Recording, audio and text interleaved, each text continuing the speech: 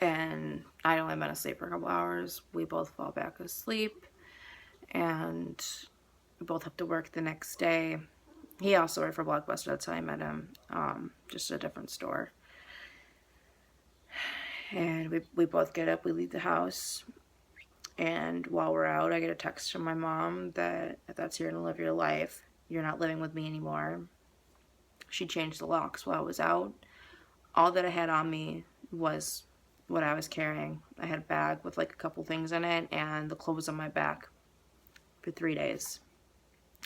The house that I helped my mother buy, she kicked me out of. Thanks, Mom. Really.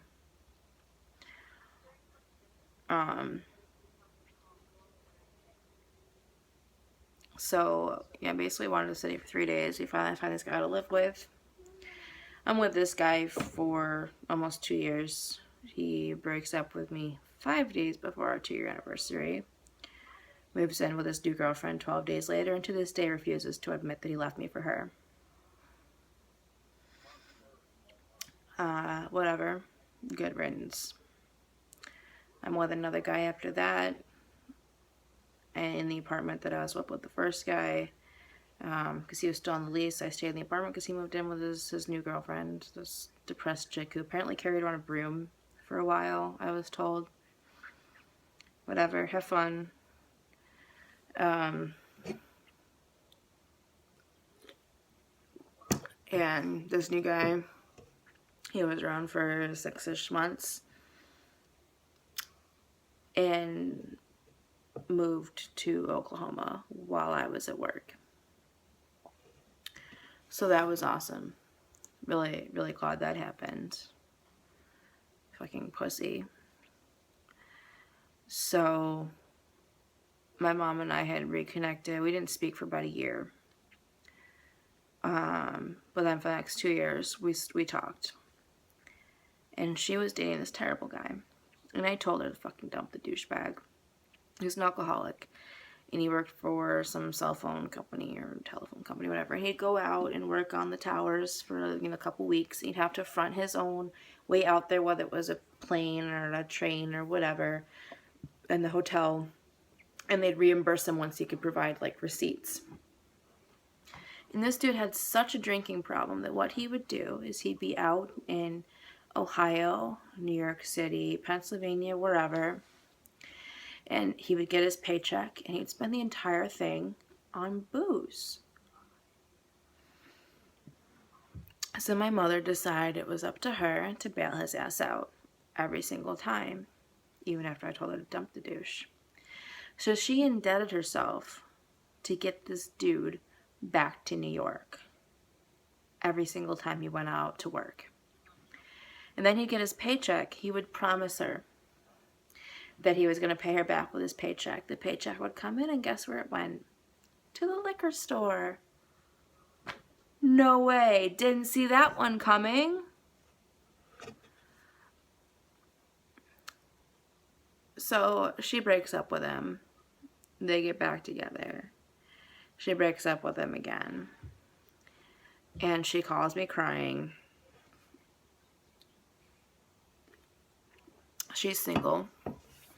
I'm recently single because the douchebag moved to Oklahoma while I was at work. My lease is up in a couple weeks. And she lost her job. So it's her idea for me to move back home. Now, over the last 2 years, I think that she's changed and that things are different now that I've, been out on my own and I've figured out stuff. I've learned stuff as a person. And she's, I think, changed. She stopped going to that bullshit church and she, was actually like fun to hang out with. So I moved back home. And I said, I'd have no problem helping out. I understand that I'm going to be losing electricity, I'm going to be using water, whatever, it makes sense. You don't have a job and you have bills, and I'm going to be making the bills higher, so I move in. You owe me rent first story month. Did you forget I'm your daughter? $350 first story month. I'm like, what the fuck? Who pays their mom rent? I said I'd help you out, like, I'm like, I can't afford $350. I was working a fucking call center. And that was a temp job. We finally agreed on $250. And I paid it like a month or two. She got a job 3 weeks after I moved in. Then my temp job ends. So I'm out of a job. I have no income. I'm screwed out of unemployment because it was a temp job, and they lied about the reasons they let me go. Because they didn't want to seem like they were breaking New York labor laws. You still owe me $250 by the first of the month. You didn't have a job. I helped you out. Now I don't have a job and I still help you out? That's when she told me that I owe her financially for her raising me. I'm paying her back for the first 18 years where she had to provide for me that I didn't ask to be here. Nor would I ever if I had known this was a shit I was going to have to deal with. We basically don't talk much at all after this. A couple text messages here or there. And then I get a new job. It's at the dollar store. It doesn't pay shit. It keeps my phone on until I can get a real job. I was on food stamps to feed myself because I was making like $70 a week. You can't live off that. But I'm job searching, and like 4 months later, I have an interview with a security company. They say they want to hire me as a flex officer. I'm like, cool beans. Well, we'll have you in a training class as soon as we have some people. So I told my mom that I got a real job. They hired me on the spot in the interview, which was like the 4th time that's happened to me. Because I'm such an awesome fucking person, despite the fact that my parents don't even love me and just think that I'm there to pay them. And so I finally take the training class.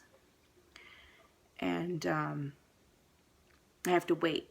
The paperwork from the training class has to be sent to Albany so that I can get licensed as a security guard, and I can't work until I'm licensed, have the license in hand. Well, like my second day of training, my mother, she runs into me because I am home early. And I think since you have a job now, I think you should move out by the end of the month.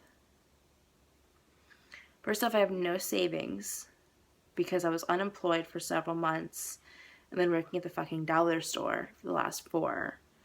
I don't know where you're expecting me to pull a security deposit or a first month's rent out of, but it's definitely not going to be my ass. I can't. I'm not even going to make enough for a security deposit the first month's rent between now and the end of the month, much less to pay off what I've put on my credit card to keep myself afloat. Like, it's not physically possible. So, of course, she's pissed because, well, she's the queen bee. She has to be in control of everything. And I'm telling her, no, you can't have it your way. It's not possible.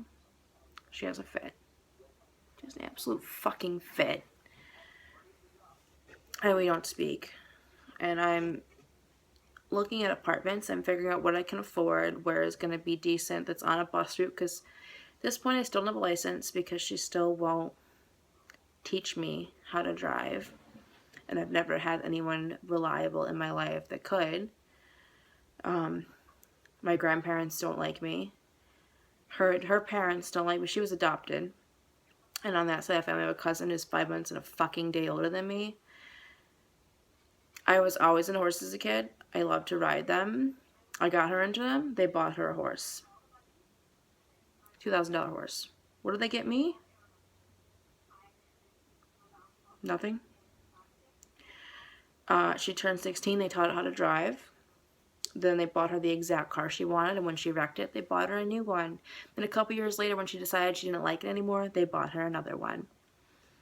Where's my car? Or 3 cars? Nowhere.